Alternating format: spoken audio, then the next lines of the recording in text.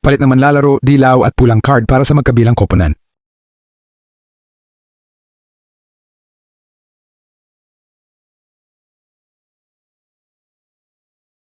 Buksan ang Live Now app. Pumunta sa Teams. Add New. Ilagay ang pangalan ng koponan, logo, at listahan ng manlalaro, Save. Gawin din ito para sa pangalawang koponan, Save.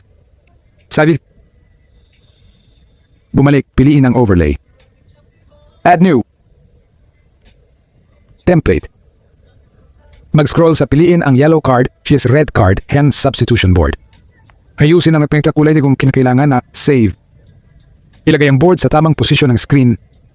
Done and save. Pangalanan ng overlay, save. Tap next para pumunta sa live streaming screen. Habang naka-live, para sa substitution, tapikin ang overlay. Piliin ang koponan. Piliin ang lalabas na manlalaro, pula, at papasok na manlalaro, asul. Okay? Otomatikong lalabas ang pangalan ng manlalaro sa board.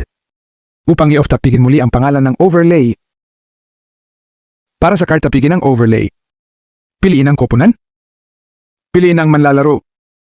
Piliin ang yellow o red card. Okay? Otomatikong lalabas ang pangalan ng manlalaro sa board. Upang i-off, tapikin muli ang pangalan ng overlay. Yun lang, maaari ka na ngayong mag-live stream ng football at madaling kontrolin ang mga kaganapan ng laban.